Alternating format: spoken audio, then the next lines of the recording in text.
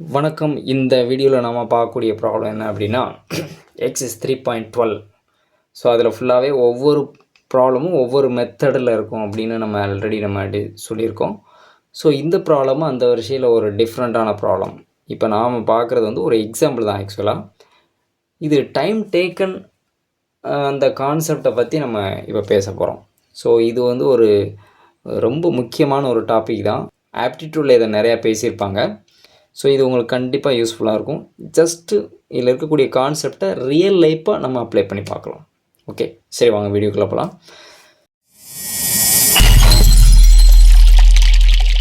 First இதில் என்ன சொல்லியிருக்கு அப்படின்னா, a passenger train takes 1 hour more than an express train to travel a distance of 240 km Chennai to Virudhachalam. ஒரு story மாதிரி தான் இதில் சொல்லப்பட்டிருக்கு. ஸோ இதில் என்ன சொல்லப்பட்டிருக்கு அப்படின்னா, 2 ட்ரெயின் வந்து சென்னையிலேருந்து கிளம்புதுப்பா. எங்கே போகுது? விருத்தாச்சலத்துக்கு. விருத்தாச்சலத்தோட டிஸ்டன்ஸ் 240 km. ஒன்று பேசஞ்சர் ட்ரெயின், இன்னொன்று எக்ஸ்பிரஸ் ட்ரெயின். அப்போது எக்ஸ்பிரஸ் ட்ரெயின் ரீச் பண்ணக்கூடிய டைமில் இருந்து 1 மணி நேரம் அதிகமாக எடுத்துக்கொள்ளும் பேசஞ்சர் ட்ரெயின். ஏன்ப்பா, இது நமக்கு தெரிஞ்ச விஷயம் தானே. பேசஞ்சர் ட்ரெயின் வந்து ஸ்பீடு குறைவாக போகும், எக்ஸ்பிரஸ் ட்ரெயின் கொஞ்சம் ஸ்பீடாக போகும். ஸோ அப்போ எக்ஸ்பிரஸ் ட்ரெயினோட டைம்லேருந்து பேசஞ்சர் வந்து அதிகமாக தான் எடுத்துக்கொள்ளும். எவ்வளோ நேரம் நம்ம ப்ராப்ளத்தில் கொடுத்துருக்கு? 1 மணி நேரம் அதிகமாக எடுத்துக்கொள்ளும். இது 3 hours போச்சுன்னா இது 4 hours போகும். ஸோ இது ஒரு கான்செப்ட். ஓகே, இப்போ நம்ம எதை பற்றி பேசியிருக்கோம்? டைம் டேக்கன், எவ்வளோ நேரம் எடுத்துக்கொள்ளும் அப்படிங்கிற கான்செப்டை பேசியிருக்கோம். ஞாபகம் வச்சுக்கோங்க. அடுத்து என்ன பேச போகிறோம்னா, speed of the passenger and express train. The speed of passenger train is less than that of an express train by 20 km/h. என்ன சொல்லியிருக்கு? பேசஞ்சர் ட்ரெயின், எக்ஸ்பிரஸ் ட்ரெயின் ரெண்டோட ஸ்பீடை பற்றி பேசியிருக்கு. எது ஸ்பீடாக போகும்? எக்ஸ்பிரஸ் ட்ரெயின் தான் ஸ்பீடாக போகும். எவ்வளோ கிலோமீட்டர் வேகம் அதிகமாக இருக்குது அப்படின்னு சொல்லியிருக்காங்க? 20 km/h ஸ்பீடு வந்து பேசஞ்சரோட எக்ஸ்பிரஸ் ட்ரெயின் வந்து அதிகமாக இருக்கும். இதை அப்படியே மாற்றி சொல்லலாம். எப்படி சொல்லலாம்? எக்ஸ்பிரஸ் ட்ரெயின்லேருந்து பேசஞ்சர் ட்ரெயினோட வேகம் 20 km குறைவாக இருக்கும் அப்படின்னு சொல்லலாம். ஓகே, கேள்வி என்னது? Average speed. இப்போ ஒன்று டைம் டேக்கன் ஒரு கான்செப்ட்டு, ரெண்டாவது ஸ்பீடு ஒரு கான்செப்ட்டு, கேள்வி வந்து ஸ்பீடு தான். அப்போ டைம் டேக்கனுக்கான ஃபார்முலா என்ன அப்படிங்கிறது தெரியணும். ஓகே, அதுக்கு முன்னாடி நம்ம இந்த ஸ்பீடுக்கான ஃபார்முலா என்னன்னு தெரிஞ்சுக்கிட்டோம் அப்படின்னா அதுலேருந்து டைம் டேக்கனை நாமளே என்ன செஞ்சுக்கலாம்? கொண்டு வந்துக்கலாம். இப்போ ஸ்பீடுக்கான formula distance travelled by time taken. நீங்கள் ஸ்பீடெல்லாம் நீங்கள் கேள்விப்பட்டிருப்பீங்க. அதாவது ஸ்பீடுங்கிறது என்ன அப்படின்னா, பெர் யூனிட் ஆஃப் டைமில் ஒரு வெஹிக்கிள் கடக்கக்கூடிய தொலைவு, அதுதான் ஸ்பீடு. ஃபார் எக்ஸாம்பிள் 50 km/h அப்படின்னு சொல்கிறோம். பெர் ஆர் அப்படின்னு அர்த்தம். கீழே என்ன இருக்குது? ஆறுங்கிறது டைம் டேக்கன், மேலே என்ன இருக்குது? 15 இருக்குது, அது வந்து டிஸ்டன்ஸ். அப்போது 1 மணி நேரத்துக்கு 50 km தொலைவை கடக்கும் அப்படின்னு அர்த்தம். அதுதான் 50 km/h சொல்கிறோம். ஸோ அப்போ மேலே என்ன இருக்கும்? டிஸ்டன்ஸ், கீழே டைம் டேக்கன். இதுதான் ஸ்பீடு. இப்போ நமக்கு என்ன தேவை? Time taken. அப்படின்னா டைம் டேக்கன் இங்கே கொண்டு வந்துருங்க, நியூமரேட்டருக்கு வந்துடும், ஸ்பீடு இங்கே டினாமினேட்டருக்கு போயிடும். ஸோ இது டைம் டேக்கன். ஓகே, இது நமக்கு பின்னாடி யூஸ் ஆகும், அதை பார்த்துக்கலாம். இப்போ நம்ம ஆல்ரெடி ஃபஸ்ட்டு நம்ம ஸ்பீடை பற்றி பேசுகிறோம். என்ன ஸ்பீடு சொல்லியிருந்தோம்? எக்ஸ்பிரஸ் ட்ரெயினோட ஸ்பீடு வந்து பேசஞ்சரோட 20 km அதிகமாக இருக்கும் அப்படின்னு சொல்லியிருந்தாங்க இல்லையா? அப்போ பேசஞ்சர் ட்ரெயினோட ஸ்பீடை km எடுத்தோம்னா எக்ஸ்பிரஸ் ட்ரெயினோட ஸ்பீடு x+20 இருக்கும். இப்போ பேசஞ்சரோட 20 அதிகமாக இருக்குது, எக்ஸ்பிரஸோட பேசஞ்சர் 20 குறைவாக இருக்குது. ரெண்டு கான்செப்டும் சாட்டிஸ்ஃபை பண்ணிடுச்சா? அடுத்து டைம் டேக்கன். 2 ட்ரெயினுக்கான டைம் டேக்கனை பார்க்கணும். டைம் டேக்கன்னாலே ஃபார்முலா என்ன சொல்லியிருக்கோம்? Distance by speed. அப்போது time taken of passenger train distance by speed. Distance எவ்வளோ தூரம் கிடக்குது? அது 240 km. ஸ்பீடு எவ்வளோ ஸ்பீடில் போகுது? Passenger by X. இதே இது அப்படியே என்ன செய்கிறோம்? எக்ஸ்பிரஸ் ட்ரெயினுக்கு பாருங்கள். டைம் டேக்கன் மேலே என்ன இருக்கணும்? டிஸ்டன்ஸ் 240, அதுவும் 240 km தான் போகுது. கீழே என்ன இருக்கணும்? ஸ்பீடு இருக்கணும். ஸ்பீடு எக்ஸ்பிரஸ் ட்ரெயினோட ஸ்பீடு x+20. அப்போது இவ்வளோ ஹவர்ஸ் எடுத்துக்கணும். சரியா? ரைட். இப்போ நம்ம என்ன பண்ணிட்டோம்? ஸ்பீடு எழுதியாச்சு, அதுக்கான டைம் டேக்கனை நம்ம எழுதிட்டோம். அடுத்து இன்னொரு கான்செப்ட் கொடுத்துருக்காங்க நமக்கு ப்ராப்ளத்திலே. ஃபஸ்ட் லைன் என்ன கொடுத்துருப்பாங்க அப்படின்னா, கொஸ்டின் என்னது அப்படின்னா, பேசஞ்சர் ட்ரெயின் எடுத்துக்கொள்ளக்கூடிய நேரம் எதை விட அதிகமாக இருக்கும்? எக்ஸ்பிரஸ் ட்ரெயினோட டைம் டேக்கனை விட 1 மணி நேரம் அதிகமாக இருக்கும். இப்போ நான் வாய்ட்ட சொன்னதை அப்படியே ஈக்குவேஷனில் எழுதியிருக்கேன். ஓகே, இதுக்கு அடுத்து இதை கன்ஃபியூஸ் பண்ண வேண்டாம். இப்போ நான் எக்ஸ் டேர்மை லெஃப்ட் சைடு கொண்டு வரேன். பாசிட்டிவ் நெகட்டிவாக மாறும். ரைட் சைடில் 1 இருக்கும். அடுத்து என்ன பண்ணுறோம் அப்படின்னா 240 ரெண்டுலேயுமே காமனாக இருக்குது, அதை வெளியில் எடுத்துருக்கோம். அப்போ ஃபஸ்ட் டைம் 1/xன்னு இருக்கும், அடுத்து 1/x + 20 இருக்கும். இப்போ இதில் எல்சிஎம் எடுக்கிறோம். நல்லா கவனிச்சுக்கோங்க. எல்சிஎம் எடுக்கும்போது ரெண்டும் டிஃப்ரெண்ட் டேர்மாக இருந்தால் அந்த ரெண்டையும் மல்டிப்ளை பண்ணிக்கோங்க. அதுதான் எல்சிஎம். அடுத்து நியூமரேட்டரில் என்ன வரும்னா ஆப்போசிட்டாக மல்டிப்ளை பண்ணுங்கள். இங்கே கீழே மல்டிப்ளை பண்ணிவிட்டு எல்சிஎம்மாக எடுத்திங்கன்னா நீங்கள் என்ன செய்யணும் அப்படின்னா நியூமரேட்டருக்கு ஆப்போசிட்டாக மல்டிப்ளை பண்ணுங்க. முடிஞ்சு வேலை. அப்போ இந்த டேர்ம் இங்கே மல்டிப்ளை பண்ணுங்கள், இந்த டேர்ம் ஆப்போசிட்டில் மல்டிப்ளை பண்ணுங்கள். 1 into this one x + 20, x into this one x கிடச்சிருச்சா? இது இங்கே வந்துருச்சு, இது இங்கே வந்துருச்சு, இடையில நெகட்டிவ் இருக்குது. இப்போ எக்ஸு கேன்சல் ஆகிடும். அப்போ நியூமரேட்டர் 20 இருக்கும். இப்போ என்ன பண்ணுங்கள், இந்த டினாமினேட்டரை ரைட் சைடு கொண்டு போயிருங்க. அப்போ நியூமரேட்டராக மாறும். இங்கே இது மல்டிப்ளிகேஷன்லாம் இருக்கும், இது இங்கே போயிடும். இப்போ என்ன பண்ணுங்கள், இது ரெண்டே மல்டிப்ளை ஆனால் 4800ன்னு கிடைக்கும். ரைட் சைடில் த சேம். இப்போ என்ன பண்ணுங்கள் அப்படின்னா எக்ஸு டேர்ம் தானே இங்கே இருக்குது. அப்போ இதை இங்கே கொண்டு போயிடுங்க, பாசிட்டிவ் நெகட்டிவாக மாறிடும். அப்போ ஒரு குவாட்ரட்டிக் ஈக்குவேஷன் கிடச்சிருச்சு. இது நீங்கள் ஃபேக்டரைசேஷனில் நீங்கள் என்ன செய்யலாம், அப்ளை பண்ணலாம். அல்லது ஈக்குவேஷன், அதாவது ஒரு ஒரு குவாட்ரட்டிக் ஈக்குவேஷனை ஃபார்முலா மெத்தடில் சால்வ் பண்ணலாம். 2 மெத்தடில் இருக்குது. ஒன்று வந்து factorisation, another one is formula method. இந்த ஃபார்முலா மெத்தடுக்கு வந்து பார்த்திங்க அப்படின்னா ஒரு குவாட்ரட்டிக் ஈக்குவேஷனோட ஜென்ரல் வடிவம் எப்படி இருக்கும்? ax² + px + cன்னு இருக்கும். நம்ம கொடுத்துருக்கிறது x² + 20x - 4800. ஏங்கிறது x² கோஎஃபிஷியன்ட். இங்கே x² கோஎஃபிஷியன்ட் 1. அப்போ a வந்து 1. b வந்து xோட கோஎஃபிஷியன்ட். cங்கிறது கான்ஸ்டன்ட். எழுதியாச்சா? இது இந்த ஃபார்முலாவில் அப்ளை பண்ணணும். இதுதான் formula. -p + r - √b² - 4 2a. இப்போ நான் என்ன செய்கிறேன், அப்படியே நான் ஏபிசியோட வேல்யூவை இங்கே அப்படியே எழுதுகிறேன். நெகட்டிவெல்லாம் வருது, அதனால் நான் என்ன செய்யணும், வித்தின் ப்ராக்கெட்டில் எழுதணும் எல்லா நம்பருமே. அப்போ தான் நமக்கு ஈஸியாக இருக்கும்.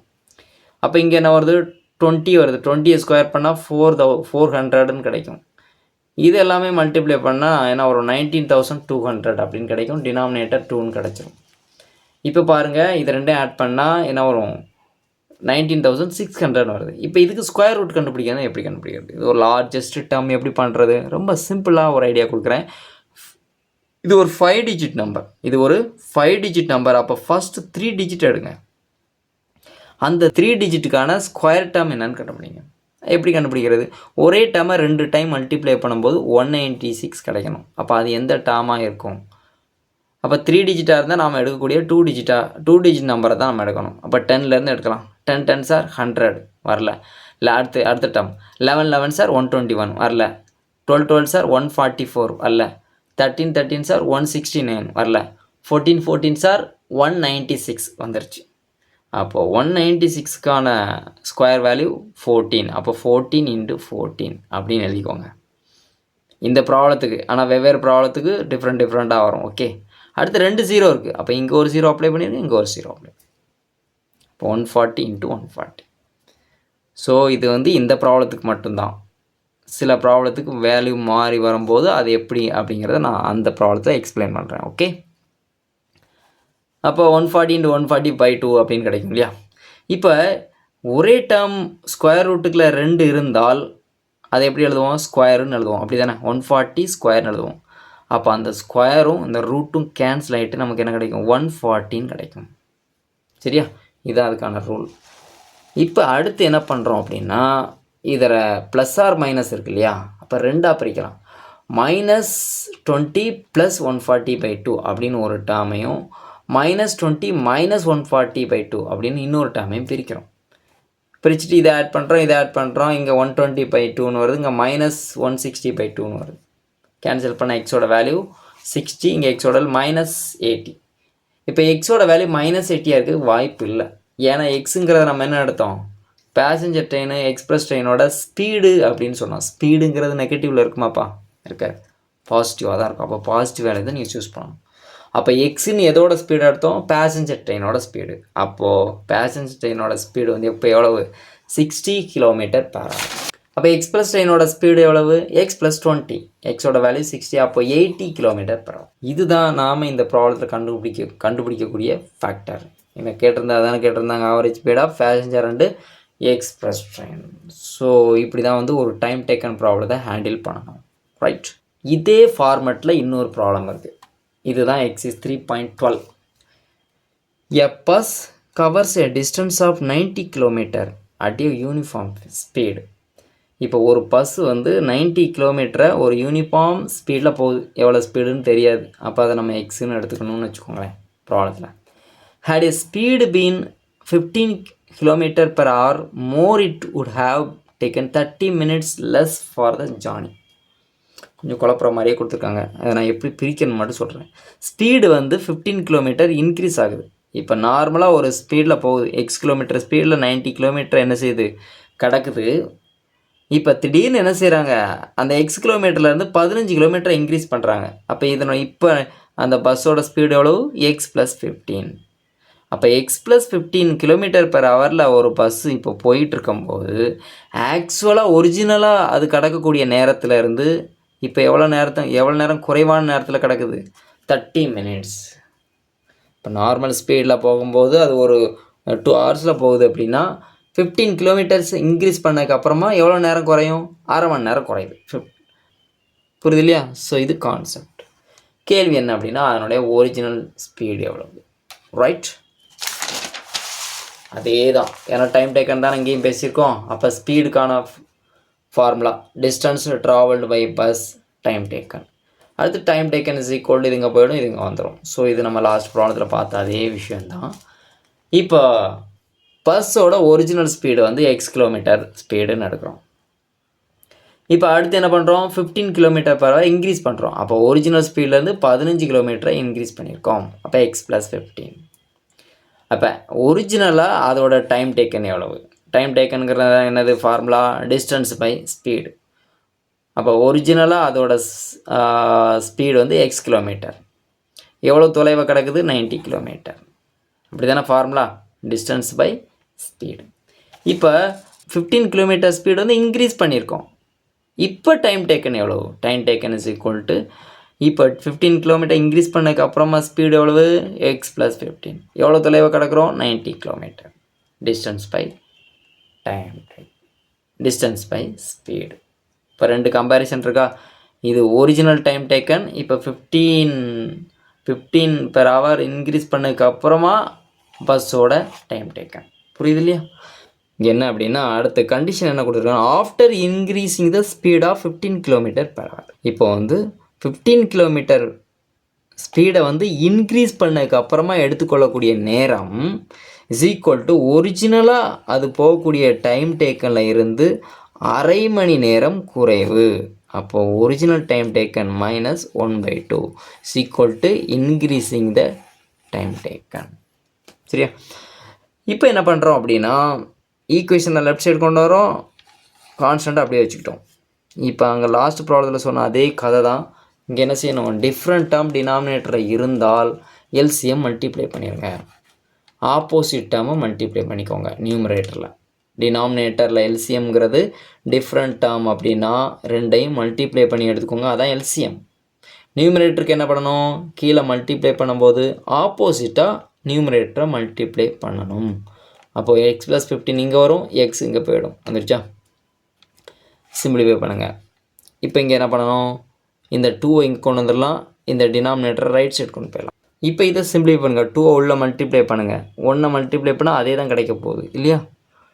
2 மல்டிப்ளை பண்ணும்போது 2 9s are 18, 180. 2 × 1350 அப்படிங்கிறது 2700. 2 × 90 180x. இந்த ரெண்டு டேர்ம் கேன்சல் ஆகிட்டு கான்ஸ்டன்ட் மட்டும் இருக்கும் இல்லையா? இதை ரைட் சைட் கொண்டு போனால் நெகட்டிவாக கிடச்சிரும், ஒரு குவாட்ரட்டிக் ஈக்குவேஷன். இப்போ நம்ம என்ன செய்யணும், இதை ஃபார்முலா மெத்தடில் தான் சால்வ் பண்ணணும். ஏன்னா கான்ஸ்டன்ட் கிரேட்டஸ்ட் வேல்யூவாக இருக்கு இல்லையா? அப்போது இது என்ன வடிவத்தில் இருக்குது, குவாட்ரட்டிக் ஈக்குவேஷனோட general form ax² + bx + c. a வந்து 1, b வந்து 15, c வந்து -2700. ஃபார்முலா -b + r -√of b² - 4/2a.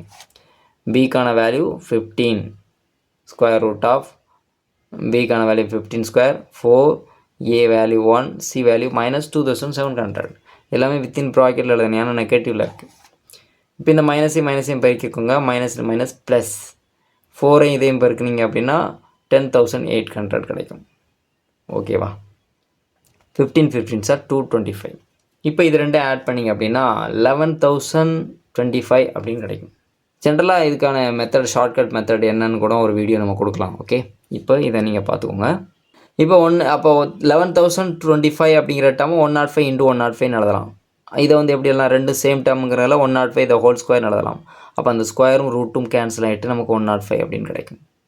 So ப்ளஸில் ஒரு டேர்மையும் நெகட்டிவில் ஒரு டேர்மையும் மாற்றுங்க. -15 + 105 -15 - 105. சிம்பிளிஃபை பண்ணால் நமக்கு என்ன கிடச்சிரும்? ஒன்று பாசிட்டிவில் கிடைக்கும், இன்னொன்று நெகட்டிவில் கிடைக்கும். நெகட்டிவில் டிஸ்டன்ஸ் இருக்காது, சாரி ஸ்பீடு, எக்ஸுங்கிற ஸ்பீடு தானே, ஸ்பீடு நெகட்டிவில் இருக்காது, அப்போ பாசிட்டிவில் தான் இருக்கும். ஸோ அப்போ எக்ஸுன்னு நம்ம எதை எடுத்துக்கிட்டோம்? ஒரிஜினல் ஸ்பீடு, அந்த பஸ்ஸோட ஒரிஜினல் ஸ்பீடை எக்ஸுன்னு எடுத்தோம் இல்லையா? அப்போ ஒரிஜினல் ஸ்பீடுங்கிறது 45 km/h. ஸோ இந்த டைம் டேக்கன் சம்மந்தமாக நம்ம இப்போ டிஸ்கஸ் பண்ண விஷயம் உங்களுக்கு புரிஞ்சிருக்குன்னு நம்புகிறேன். இதில் உங்களுக்கு டவுட் இருந்துச்சுன்னா கமெண்ட் செக்ஷனில் வாங்க. இல்லை இதை எப்படி நமக்கு வேறு மெத்தடில் உங்களுக்கு வேணும் அப்படிங்கிற மாதிரி இருந்தாலும் நீங்கள் கமெண்ட் செக்ஷனில் வாங்க, அதுக்கான ஆன்சரோட நெக்ஸ்ட் வீடியோவில் சந்திக்கிறேன். நன்றி, வணக்கம்.